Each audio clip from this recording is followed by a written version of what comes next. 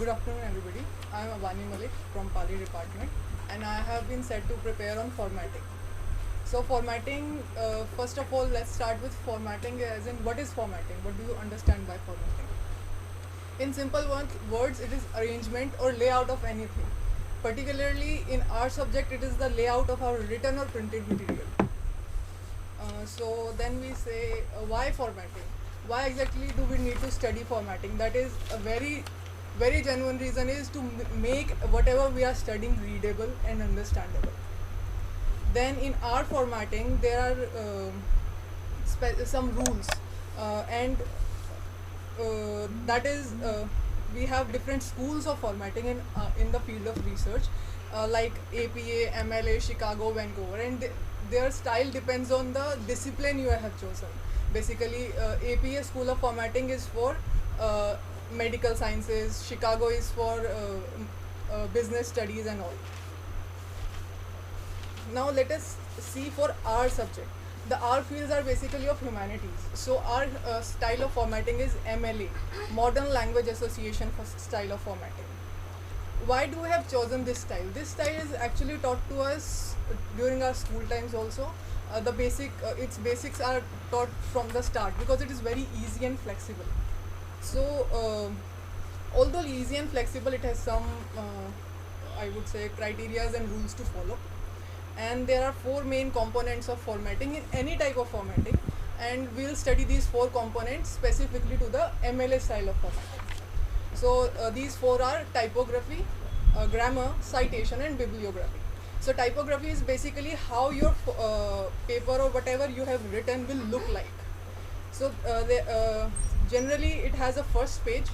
The first page is divided into three parts: the top part, the middle part, and the bottom part. Top part, in the first page you have the university and logo. Then you have the topic. In the middle part you have the topic of the paper, and in the bottom part it is your name, your roll number, registration number, your HOD, your department, and your guide name. And for the research paper, the further you go, this is the first paper. Now how do you start from the next paper? So that is the letter size paper you have to use, 8.5 into 11 inches paper, and then 1 inch on each side you have to leave on the four sides. Then right hand side corner you have to write your page number, and left hand side, it depends, you should talk to your guide what they want on the left hand side. Sometimes it's just the title in a very short, or sometimes it's your name, the professor name, your discipline you have chosen, and the date. And then there is an indent.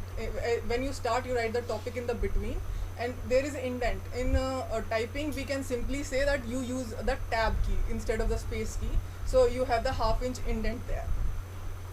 In every new paragraph it is like that. And how to read? So MLA style is flexible in the sense that your font should be readable from 12 to 14, and generally we use 12. So and then there is Times New Roman font or Arial font, but Times New Roman is mostly advised. Left hand justified, and we say sometimes we have to put tables and figures. So tables, what is for the tables? You give a table, and above that you write table, and in Arabic you write one, a simple one. And then in the figures you write below the figure FIG and 1 in Arabic. So this is for the typography. Then we go on to grammar. Grammar is important because it decides how your paper will read like. If somebody reads it, what they will get from it is depends mostly on the grammar. So grammar has two parts. One is the spellings and one is the punctuations. So in spellings, what you need to see mostly is the consistency of spellings. For example, spelling of color. We have been using color spelling like COLOR and COLOUR. They are both nowadays given a standard. So which spelling you are using in your text? It should not be like one place you have chosen to use COLOR and other place you are using COLOUR.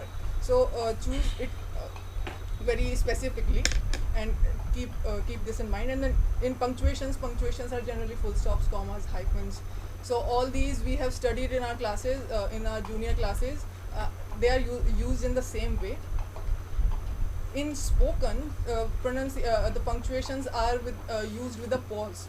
In written, they are commas and full stops. So punctuations literally do save lives. As we say, let's eat grandma. So let's eat grandma. If you are not pausing it, let's eat grandma, then means we are calling our grandmother to eat with us. But if we say let's eat grandma, it's more like let's eat our grandmother. So they do save lives, and they are actually very important. Then we go to the next part of our formatting, that is citation. Citation is basically giving credit. Whatever you work, whoever person's work you have used in your paper, research paper or thesis, you cite them to give them credit that these people have used this, done this work and we are using it. Basically, it saves you from, it helps you avoid the plagiarism. There are many types of citations you need to do for a word. Like there is a word nowadays, urban Naxalism, and this is not a, means you don't see this word used so much. So this was coined by Vivek Agnihotri. So you have to write this word that this is taken from the Vivek Agnihotri's concept. So similarly, a line taken from somewhere, a verse or a paragraph. So there are two types of citations. One is in-text citation, one is end-text citation. In-text citation is like you have written a paragraph from some book, and then at the end of that paragraph you put a bracket and write the last name of the author and space and the page number you have taken it from. In end-text citation, there are many rules. These citations are given for books written by one author, two author, many authors.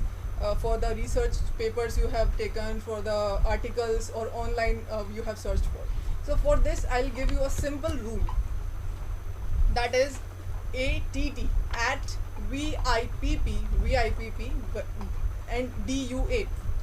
So at means, A means author, T means if there is a title of the book, and if it is you have taken a research paper, it is the title of the paper and then title of the journal. Then V is the volume, I is the issue number, P is the publication date, then next P stands for page number, then D, if it is online, then you go to D, that is the database, U for URL, and A for access date.